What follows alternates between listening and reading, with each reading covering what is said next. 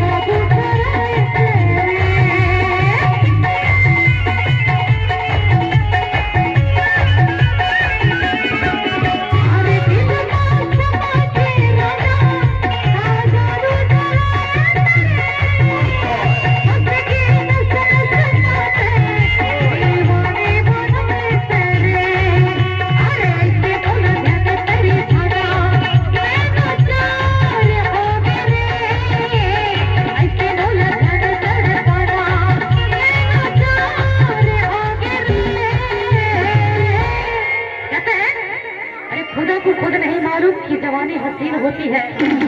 अजी खुदा को खुद नहीं मालूम कि जवानी हसीन होती है। और जिसकी ये दुनिया मरती है वो तो खुदा की बनाई हुई एक मशीन होती है। खुदा की बनाई हुई एक मशीन होती है। तभी तो कहती हूँ